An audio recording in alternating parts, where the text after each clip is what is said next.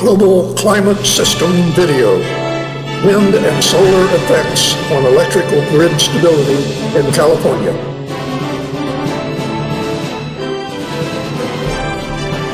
Hello, my name is Hank Campbell and I am the producer of the Global Climate System series of videos. This video you're about to watch is the fourth in the series. In this video, you will find out why the U.S. state of California has experienced numerous brownouts and blackouts in their electricity grid. If you have not viewed other videos in my series, I highly recommend you visit my channel and see for yourself the detailed presentations on Earth climate subjects. Visit and subscribe to the channel by searching on your computer under Rumble Hank Campbell. The green energy boom has devastated America's electric grid. Americans are used to having reliable electricity, but across the country, dispatchable energy sources like coal, nuclear, in some cases natural gas, are being replaced with unreliable sources like wind and solar. The result is increasing fragility of the grid, which is being manifested in brownouts and blackouts. First, there were rolling blackouts in California. Then, a polar vortex led to brownouts in Minnesota, with residents being told not to take hot showers, and some were even being put up in motels. More recently, there was a disastrous blackout across much of Texas. Next, California asked drivers of electric vehicles to charge them during the day rather than in the evening to avoid peak electrical usage. California wants its residents to dry their clothes before 6 p.m. Today, New York City sent out an alert telling its residents to reduce electricity use immediately to avoid blackouts. It is no coincidence that New York closed its Indian Point nuclear power plant, which reliably produced 1,036 megawatts of electricity. So far, blackouts and rationing have been associated with hot or cold temperatures, but the problem of inadequate supply of reliable energy is growing rapidly, and the frequency of blackouts and brownouts will continue to spread as we rely on more unreliable energy sources. Wind turbines create electricity only about 40% of the time, and solar panels are even less useful. The laws of physics dictate that if we rely on energy sources that usually don't work, widespread electricity shortages are inevitable. These trends will only accelerate as jurisdictions mandate electricity devouring electric cars. The United States is rapidly approaching third world status, with electricity being rationed or available only during certain times of the day. This status is inevitable if the current green fad continues to hold sway. Will Americans stand for it? I don't think so. Democrats might go along with third world intermittent power, but the rest of us won't. Every time someone flips the switch and the lights don't go on, another opponent of green energy will be born.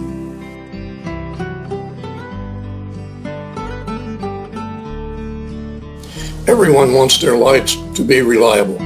The reason that the electricity supply system is so reliable is because of inertia. This inertia basically controls an entire electrical grid, even when a power plant fails. However, other types of non-mechanical electrical generation systems, like wind and solar, do not have inertia like the mechanical generation systems naturally provide. Here is how inertia works. turbines that drive the electrical generator are rotational and have stored inertia because of rotational speed. This motion is always available, even when there is a change in power demand. Here is how it works. The electricity grid is composed of a system with many power generators all operating in lockstep. Each of these generators operates at a synchronized frequency, which is 60 cycles per second in the United States. The system mimics our heart that maintains a steady supply of blood that is regulated to allow required pressure and flow at every level of our activities. During normal electricity grid operations, the supply of power is regulated to meet the demand for electricity. The generator control is regulated accordingly, and frequency remains very constant. But when a system change in load, such as a generator failure, this causes a drop in power supply, and the system will adjust almost instantly because of the inertia of all the other generators. Lights and other system components remain steady as the system retools for the system upset. All of the required energy is extracted from the inertia of the spinning generators, and they will begin to slow down, and frequency will begin to drop as illustrated here. A device on the turbine that drives the generator, called the governor, senses the change in frequency and responds with a change in steam flow to the turbine to pick up the frequency drop. But all of this takes time, up to several seconds, for all of the valves and controls to work, and that is where the inertia of the system comes in. Inertia gives the system time to adjust, so all of the system controls can adjust to a new load condition while keeping the lights and other devices operating. So that is how the power generation system works to keep the system functional throughout daylight and nighttime and throughout all weather conditions. It has proven to be an extremely reliable and trustworthy system. It is utilized for nearly every type of generation, including geothermal, hydropower, and concentrating solar power. Wind turbines and photovoltaic solar panels do not have inertia.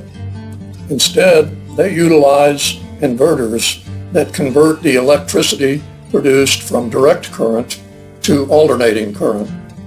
They rely upon the other fossil fuel generators in the system to pick up the load changes caused by constant change in wind speeds and solar load changes caused by clouds and or the precipitous changes as the sun drops behind Earth at nightfall or the wind stops. So let's review what is happening in California. The state of California passed legislation, Senate Bill 100, known as the 100% Clean Energy Act, that requires all renewable energy by the year 2045. The state will rely on wind and solar to generate up to 80% of the electricity needs. This graph, published in 2015, shows the audacity of the California Green Movement. Without technology or any thoughtful plan, a transition from fossil fuel to all wind and solar is envisioned. The goals are shown on the axis of the chart. Following from left to right in 2010, they projected 4.6% of renewable energy. By 2020, it was 20%. By 2030, it was 80%. By 2040, 95%. And they reached their goal of 100% in 2050. So let's look at how they were doing. In 2020, we may have reached 10%, maybe a little more than that. But in any event, if you look at what they want to do, it's listed on the right side. They're going to do this with geothermal, 5%, hydropower, 4.5%, solar power, 54.5%, and wind, 35%. And amazingly, they said that 100% of California's power would be 127.8 gigawatts. And they claim that they're going to get a net power reduction from the conversion from fossil fuel combustion to wind and solar systems of 85 gigawatts. This graph shows you what happened to California electricity prices from 2011 to 2017. They went from 13.1 cents per kilowatt hour all the way up to 16.2 cents per kilowatt hour, while the national average only went up 0.4%. This chart shows that 1 year later, rates were 18.9 cents per kilowatt hour, and by 2021, the rates had risen to 23.44 cents per kilowatt hour. This graph shows the annual electricity consumption by sector in California. From top to bottom is commercial, residential, industrial, and agricultural electricity usage. As you can see, commercial and residential has continued its steady rise, while industrial and agricultural have flatlined. Industries have moved from the state in droves as a result of high electricity prices and the punitive cap and trade system imposed by the state on industrial plants. This is a view of the last nuclear electricity generation plant still operating in the U.S. state of California. The plant will be shut down in 2024 and 25. Reliable electrical grid operations in California will face a serious setback once the plant is closed. The Diablo Canyon Nuclear Electricity Generation Plant has provided 2,440 megawatts of electricity capacity for California since May of 1985. The enormous turbine generators have stabilized the electricity grid in California and helped deliver 24/7, 365-day power to the electricity grid. Once the plant has shut down, the grid will lose a great deal of inertia and reactive energy that is needed as solar plants continue to be built throughout the state. More wind and solar will excavate the problem of brownouts and blackouts on the electricity grid. The next two slides are very important for understanding the power generation and distribution grid in California. A review of the two charts clearly articulates the conceptual bias in the fuel choices made by Casio that are forced upon them by the Senate Bill 100 renewable legislation. California fuel choice has nothing whatsoever to do with lowest electricity price, system reliability, electric grid reliability, or other factors such as weather conditions and fuel availability. The wind, solar, and other renewables must come first under any scenario, and they have been generously subsidized monetarily in a blind attempt to force wind and solar in the state energy mix. This is the first of the two graphs. It shows installed in-state electric generation capacity by fuel type.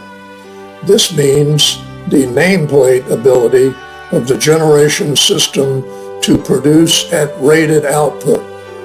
Keep in mind that this is not at all related to the normal operating output for a given system demand. For example, a wind turbine may have a nameplate capacity of 3 megawatts, but it produces 0 when the wind is not blowing. Also, a coal-fired generation plant may have a nameplate capacity of 2,000 megawatts, but will operate at 1,000 megawatts when the demand is reduced by grid demand throughout the day, or to enable solar to replace its output because of a renewable mandate. California imports 30% of its electricity, and this is not included on this chart. Here is an overview of this chart. On the lower axis is the chart timeline that begins in the year 2001 and ends in the year 2020. Beginning in 2001 up to around 2014, installed capacity of generation increased steadily to keep up with population and business growth. Since 2014, the state has completely abandoned coal and soon will abandon nuclear. Natural gas has decreased, hydro has remained the same, and wind and solar have increased. Not shown on the chart are imports that have also increased. On the right-hand side of the chart is a listing of the fuel types with their installed capacities. Keep in mind that these are installed capacity values, not delivered capacity values, because all of the resources are not available 24/7, 365 days a year. Wind and solar have extreme intermittency. Hydro has been impacted by drought conditions in California. Only natural gas, geothermal, biomass, and coal have natural full-time availability. This is discussed in more detail later in this video. So, as a bottom line comment, consider that California in 2020 was living with a grid that contained 38% of generation sources with unreliable generation capabilities. The other 62% were required to support the grid along with imported power. When this was not enough electricity, brownouts and blackouts occurred. This will only become worse as more wind and solar are added to the grid. This second graph shows in-state generation by fuel type. It shows the annual gigawatt-hour percentages of electricity generated, not delivered because there is losses in the transmission lines and the conversion of all the energy delivered into the proper voltages. Two things are evident when viewing this chart. One, annual energy demand in California peaked in 2006 and has dropped every year until 2016. Since then, it has seen yearly ups and downs. Since 2011, when solar started to be installed on the grid in meaningful amounts, natural gas and nuclear have been reduced substantially. Wind and solar have not been able to replace these reductions, and the state has become more reliable on imports. Coal has nearly been wiped out. All of this has created very expensive electricity and a distribution grid that is becoming more and more unreliable. As more wind and solar are installed, and large fossil fuel generators are shut down, the situation will become untenable. This graph shows 1 day of energy production in August of 2020. It makes one think that wind and solar is making great progress. When viewing the graph, it is easy to forget without being reminded that other weeks and months can be very different because the solar power production completely disappears or wind is not blowing.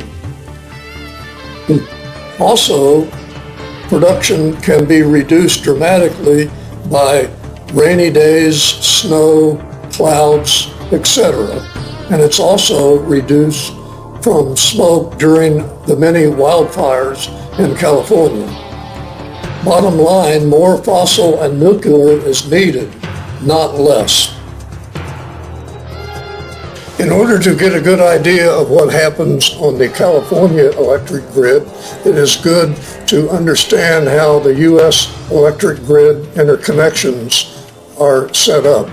The U.S. grid consists of 3 independent alternating current systems, or interconnects: the Eastern Interconnection, the Western Interconnection, and the Texas Interconnection. These others are linked by high voltage direct current ties. The transmission networks, the distribution systems, and the generating facilities are all operated locally and do not have interties between their systems. This map of the United States electric transmission system shows transmission lines throughout the states and shows some of the imported power from out of our country and from state to state. The California major electric transmission lines are shown on this map. Also shown are the major interties with the Pacific Northwest, the Intermountain, the Arizona, and the Mexico interties. California has always been a hodgepodge of electric utility companies. PG&E, Southern California Edison, and San Diego Gas and Electric are the largest public utilities, but there are numerous small utility companies as shown in the legend on this map. As the map scrolls down, you can get a good idea how complex and fractured the system has become over the years. It was not until 2008 that Casio became fully functional, and the energy imbalance market was launched in 2014 to help supply electric needs from an alliance of Western states. A major flaw in the California market has been the inability of wind and solar to carry the load because of their inherent and unreliable availability. Most of the solar is located in the desert area of the state, and wind is located in the remote foothills. Scheduling of these resources is very difficult because of weather variability. This was not a problem until the state mandated wind and solar and began to shut down the reliable fossil fuel sources. This map of California coastal power plants was produced around 2008. It shows the plants along the California coast that were mandated to change from ocean water cooling into cooling towers. Most of these plants have been or soon will be shut down. While the cooling water was a contributor to causing early shutdown of these plants, the main cause was the renewable energy mandate. Take a look at the number of plants involved. From top to bottom, 19 plants were affected that made up nearly 15,000 megawatts of California's power supply. Inland plants are not shown on this map but many met the same fate. Most of these plants were large in size and played a key role in maintaining grid stability and reliability. Both of the nuclear plants are over 2,000 megawatts in size and furnished a base load for the grid. This picture shows the fate most of these plants have met. Most of the coastal plants were shut down before their mandated compliance date because of the Renewable Energy Act in California. A couple of gas-fueled plants have been allowed to continue operations after the San Onofre nuclear plant ceased operations because they were short on power and faced brownouts and blackouts. This map shows California operational power plants in 2018. You can see what I've been talking about by looking at the sheer numbers of plants that are designated wind or solar.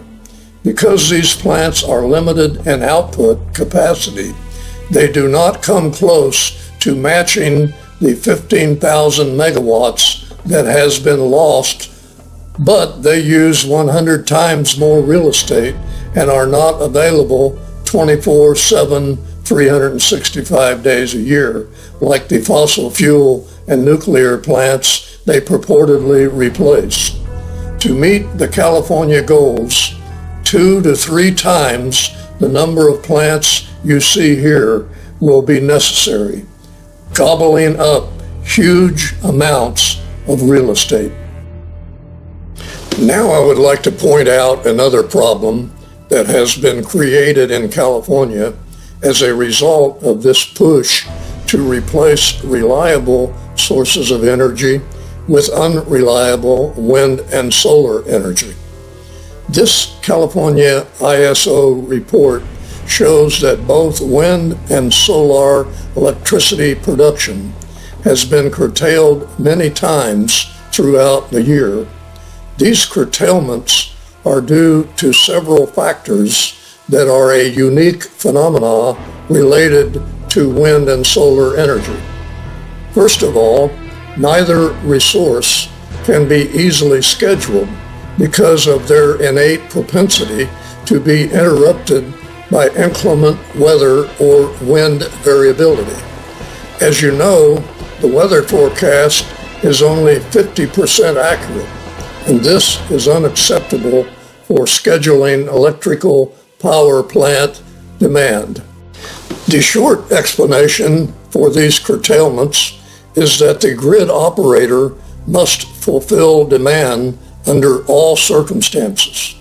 With fossil and nuclear plants, this is never a problem because their availability is proven and their fuel supply is uninterruptible.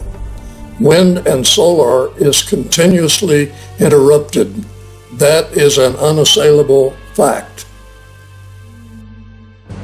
Here are a few of the charts that Cal ISO is required to submit document reasons for the curtailment. This is the November 20th of 2021 Renewables Watch Summary Report from Cal ISO.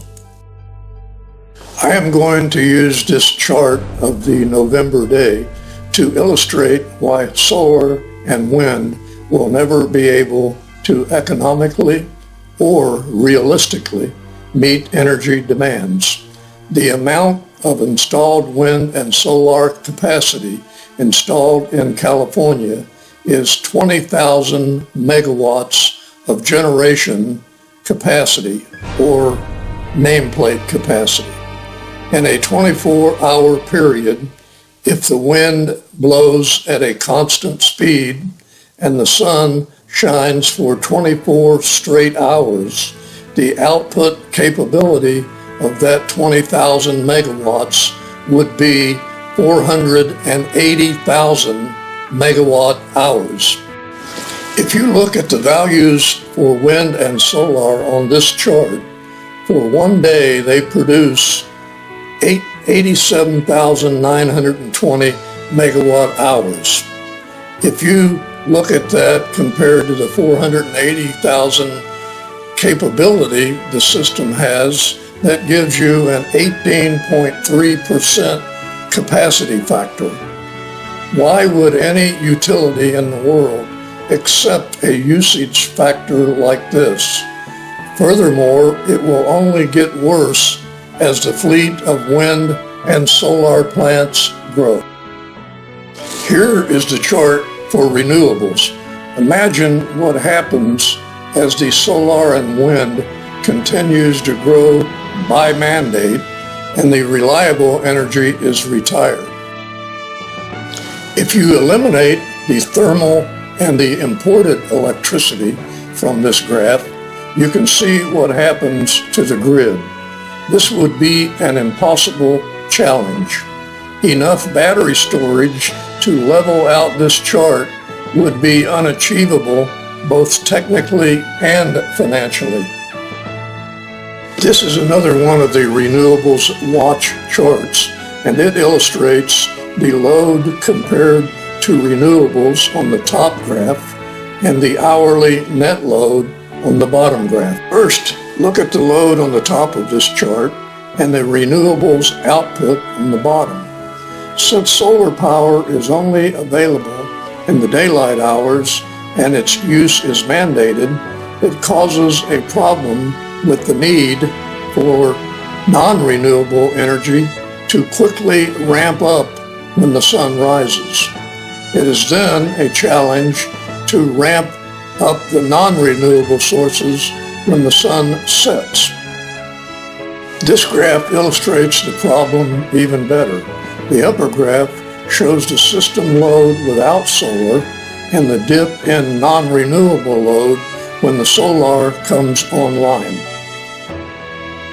The situation that I just described is summed up on this graph that has been appropriately named the California duck curve. This curve starts with the year 2013, when solar production did not have hardly any impact on gross electricity production. So that year is the duck's back. Each year, as more solar is installed, the situation worsens, and by the year 2020, there is a duck's belly. Each year, the belly grows as more solar is brought onto the system. The graph also illustrates very well the ramp up and ramp down imposed on the grid as solar comes on and off the grid. This 2017 graph illustrates another problem with wind and solar that is rarely publicized. It shows how California wholesale electricity prices are affected by the solar duck curve that I just discussed. Many times, the electrical production on the grid exceeds electrical demand because it is mandated that renewables like wind and solar be utilized at all times. The grid operator is faced with the need to balance supply with demand on the grid, and this oversupply would cause a blackout if allowed to happen. To resolve this, electricity is exported to Arizona. As a matter of fact, that electricity is delivered free to the state of Arizona, and under some circumstances, when Arizona does not need the electricity, they are actually paid to take it. Under these circumstances, Arizona reduces their generation and charges their customers less. In effect, Californians pay exorbitant prices for solar electricity, and on top of that, pay Arizonans to use that electricity. You cannot make this stuff up. Brownouts and blackouts are the last thing the grid operator wants. In California, lawmakers sit in their offices and dream up ways to make the grid operator's job more difficult than it already is by mandating policies that cannot be implemented under all operating conditions. This slide gives you an idea how complex our energy system has become over many years. It had become very efficient and reliable at delivering energy until the renewable pundits began to impose their dictatorial ideas while ignoring technical issues. Every part of the system is critical for successful delivery of electricity. Power from the generating system is delivered at the necessary frequency and output to coincide with all the other operating plants on the system. Also, care is taken to match the demand from the customers supplied by the grid. Meeting customer demand is not a simple chore. This slide describes one important part of grid demand, the importance of load curves. The load curve helps in selecting the size and number of generating units, but most importantly, the load curve is used to prepare the operation schedule of the individual power stations. So imagine all the stations on the grid need to be evaluated every day as to what their load for the following day might be. Another important factor is the demand factor. It is the ratio of maximum demand on the power station to its connected load. And the knowledge of demand factor is vital in determining the capacity of the plant equipment. And it is also vital for the grid operator to know so he can schedule all the various power plants on the grid for that day's demand output. Here's an idea how complex that chore is. All the different resources on the grid need to be scheduled for a demand that varies every day, every hour, throughout the year. The video you watched earlier mentioned inertia of a generation system.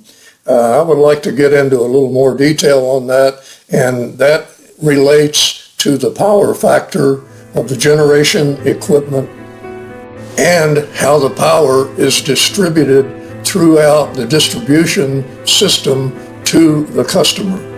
Power factor is a measure of the phase difference between the voltage and current in an alternating current power system.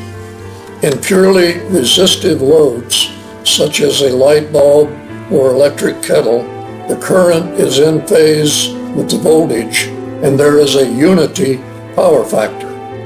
Capacitive and inductive loads, such as capacitor banks or inductive motors, will cause the current to lead or lag the voltage, resulting in a non-unity power factor.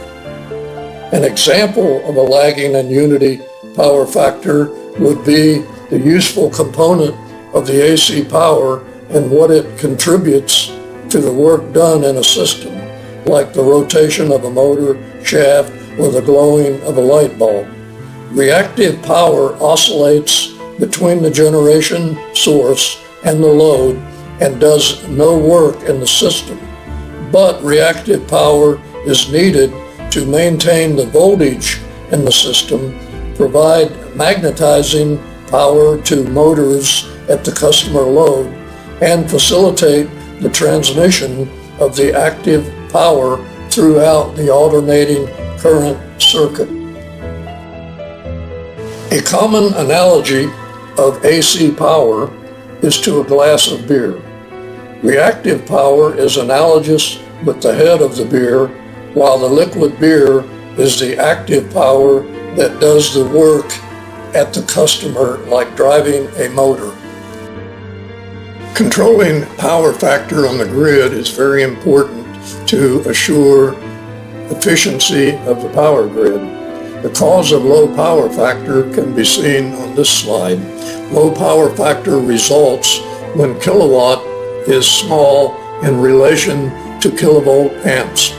Remembering our beer mug, this would occur when kVr foam on the beer is large.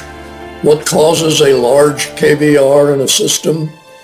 Namely, inductive loads, like transformers, induction motors, induction generators, like windmill generators, and high-intensity discharge lighting throughout the distribution system.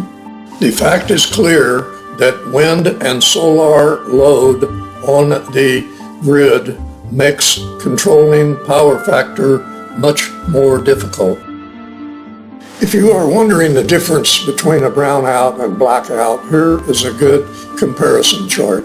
A brownout is a temporary, partial, abrupt drop in voltage level followed by a quick recovery of the system. It is a strategic measure used by the power grid utilities to prevent the system from having a blackout.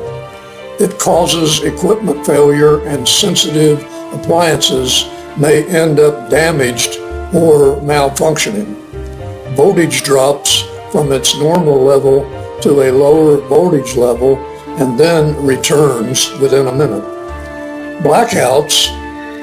A blackout is a total crash of the power grid in an area which can last for an extended period of time. Popped fuses, downed power utility lines, and blown out transformers cause blackouts. Blackouts are potentially less dangerous than a brownout because they just shut down all the devices on the grid. Power fails completely and lasts from hours to days and can even extend up to weeks. I would like to explain in general why wind is not a good candidate to meet grid level power. Beyond the drawbacks that have already been outlined, wind has many other crucial drawbacks that cannot be overcome. This graphic illustrates a single wind turbine. Wind turbine output capacity is directly related to the size and speed of the blades that turn the generator. Current machine sizes are 1.5 megawatt to 9.5 megawatt. Offshore models up to 50 megawatt are under study, but these will be mammoth in size and likely not ever able to be used on land. As the turbines become larger, they require more spacing, increasing the already unacceptable footprint for a wind farm. Here's a comparison between a fossil or a nuclear plant. First, get your mind around the output comparison. Fossil fuels have capacities around 2,000 megawatts per plant and need about 900 acres of land. For land-based wind to meet this kind of output, it would require 200 wind turbines, and each turbine needs about 80 acres, or a total of 16,000 acres to compare with a nuclear plant. And this is for machines that produce power on an intermittent basis only when the wind is blowing. This picture shows what the wind lobby says will solve everything. Of course, not the real estate requirement. It is a battery storage system for a wind farm. The battery system shown in this picture provides absolutely no long-term storage. It is solely for the purpose of leveling the highly variable output of wind turbines that constantly change with wind gusts, speeds, and direction.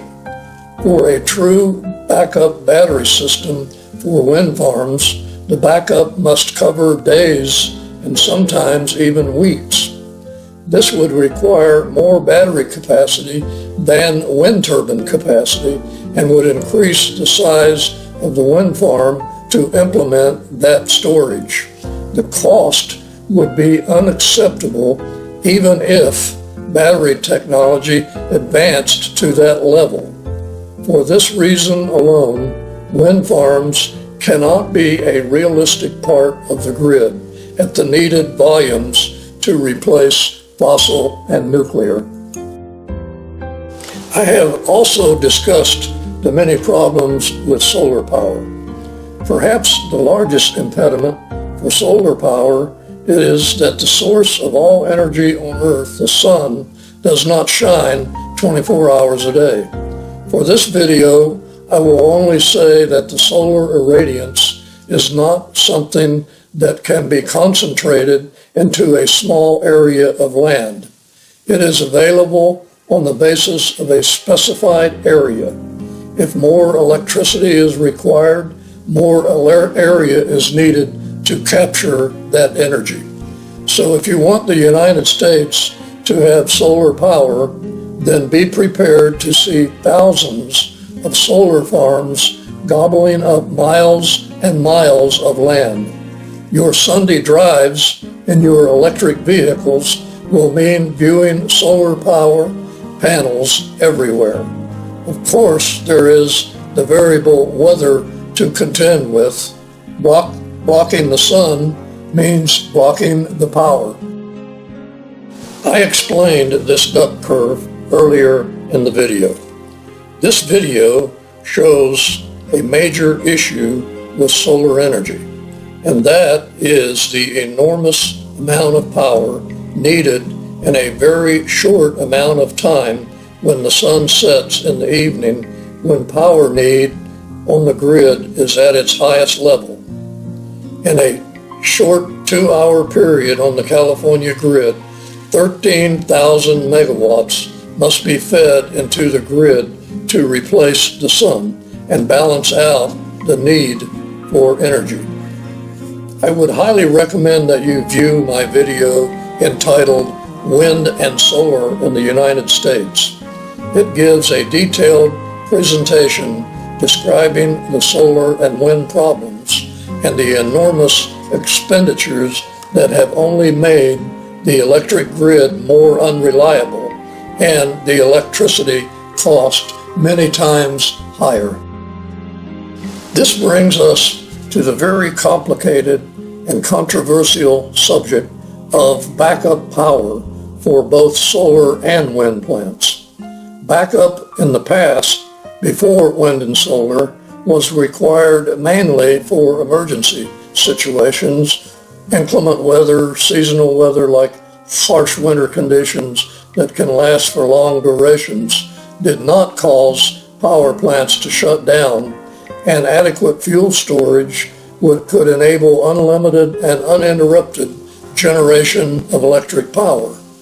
The failure of wind and solar to provide reliable electricity in winter has been demonstrated time and again all over the world.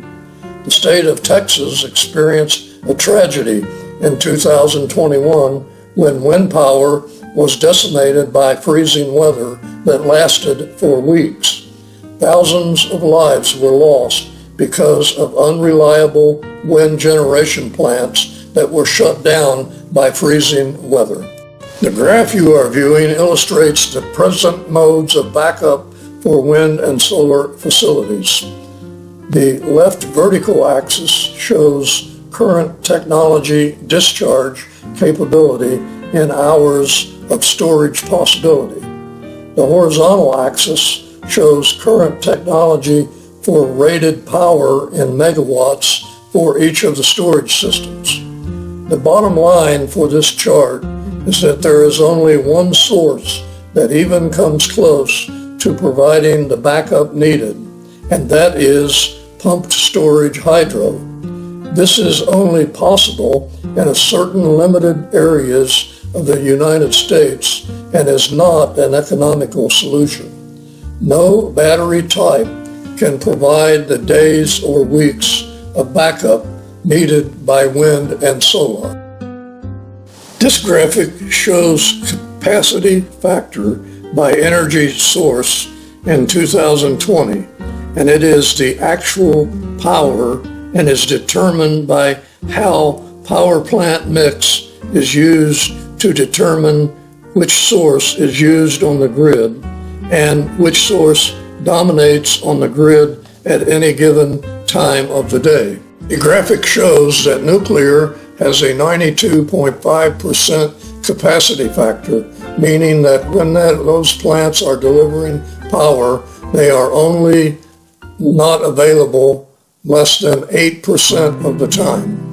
For wind and solar, they are 1/3 what the nuclear plant is able to provide.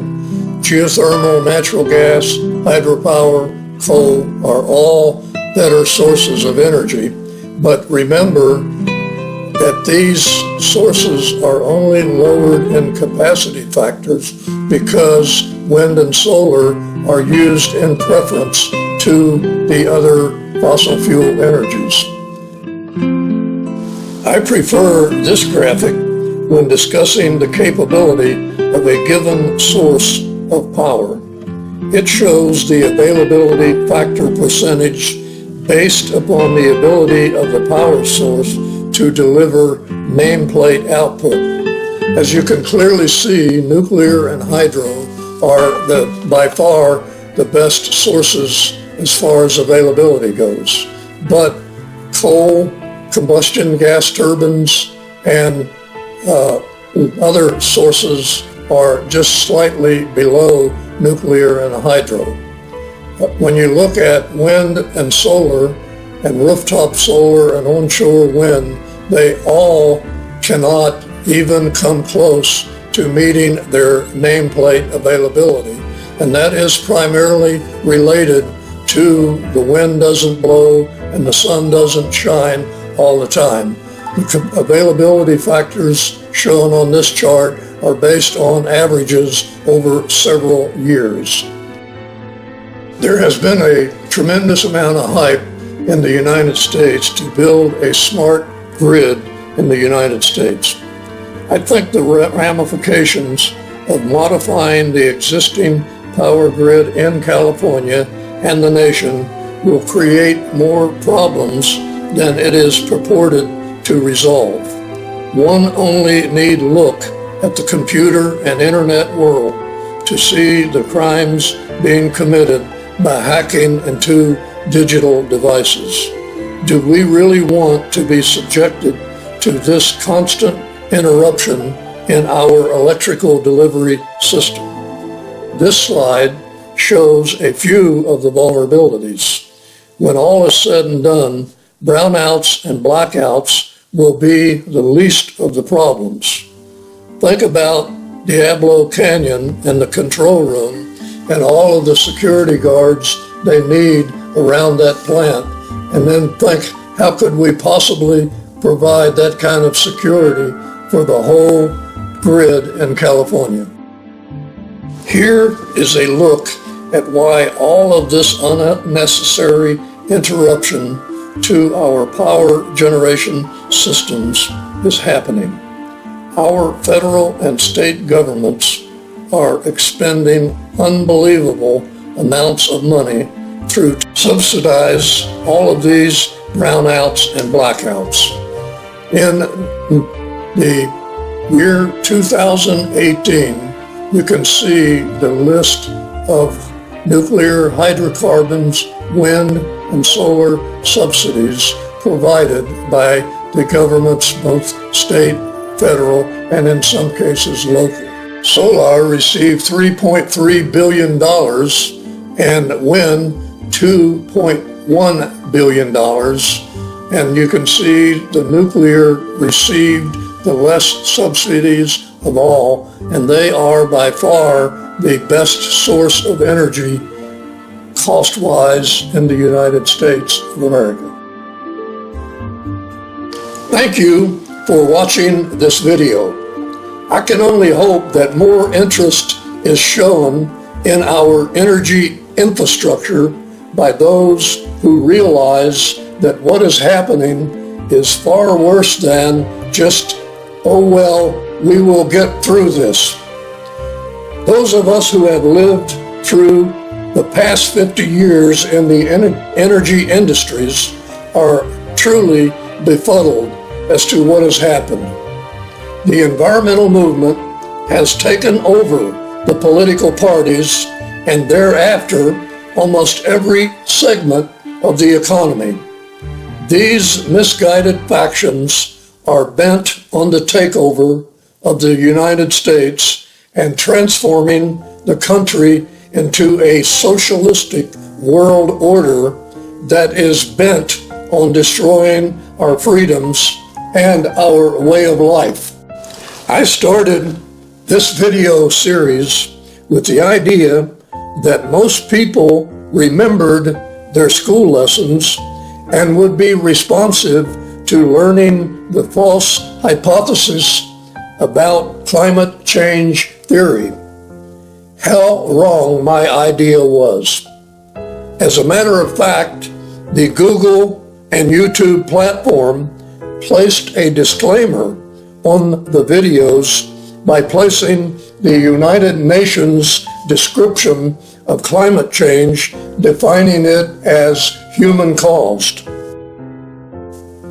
The first video, entitled Global Climate, CO2 versus Natural Solar Effects, discusses the false premise that climate change is caused by CO2, and it clearly postulates that natural solar effects control climate, not CO2. The video is scientific confirmation of the physical factors that humans have discovered over centuries to be true.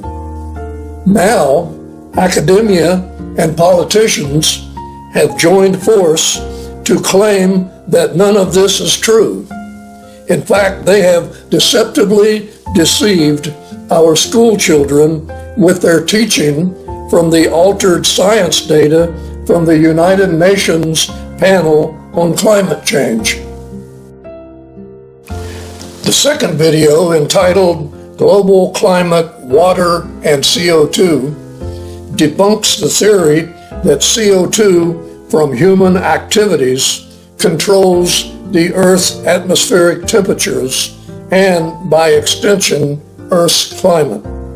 The proven historic records have shown that water is the controlling substance that keeps our planet within livable temperature conditions. After posting this video, it became clear that purveyors of the climate change by humans theory would never consider that they were not correct. So, the infamous UN disclaimer was posted on this video as well. Both video 1 and video 2 emphasized that the climate change theory has been sensationalized by media and government in order to push their agenda by scaring the population that the world will end. It seems to be working because it is now the doctrine of Democratic Party and media personnel. Once the government politicians got behind the false premise that humans were destroying the planet, a law was passed that declared that CO2 is a pollutant.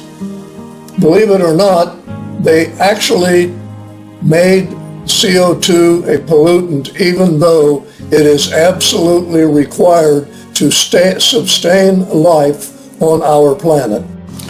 Immediately, wind and solar became the only way to save the planet, and here we are. The third video, entitled Global Climate, Wind and Solar in the United States, made me understand that all of this global climate money has created a steamroller effect on the policies all over the world. Now, everyone must move on from the climate change theory debate and support their concocted theory that wind and solar will save the world. So now us minions must support installing solar panels and wind turbines on every available plot of real estate. Otherwise, we will all die. Also, we must get rid of fossil fuels, get rid of automobiles with internal combustion engines, and on until every improvement made by humans over the past 250 years is reversed. Watch the third video and decide for yourself if wind and solar is the answer. So now, what about this fourth video you have just viewed? Although the video is about the California electric grid, it is a forewarning to the other U.S. states what is in store for their grids if they follow along. The fourth video can be summed up by the following points. Number one, the mix of power generation sources on the electrical power grid should be based on the proven and traditional methods. These are lowest unsubsidized cost of electricity, reliability, availability, and the systems that will serve all customers at fair and equitable prices. 2. Brownouts and blackouts are caused primarily from forcing unreliable wind and solar into the existing energy mix. Number 3, brownouts and blackouts will become even more prevalent as more wind and solar are added to the existing grid. Number 4, the existing electric power grid in California developed around reliable fossil and nuclear generation sources and rarely suffered brownouts and blackouts. When fossil and nuclear were forced to shut down, the grid quickly deteriorated into a hodgepodge of political rather than technical policy decisions that have caused real and financial hardships for customers. Number 5, moving ahead under the present mandate of eliminating all fossil and nuclear is not realistic. It has and will continue to waste huge amounts of Californians' tax resources. Industry and businesses will continue to leave the state, and the populace will soon follow. Thank you for watching the video.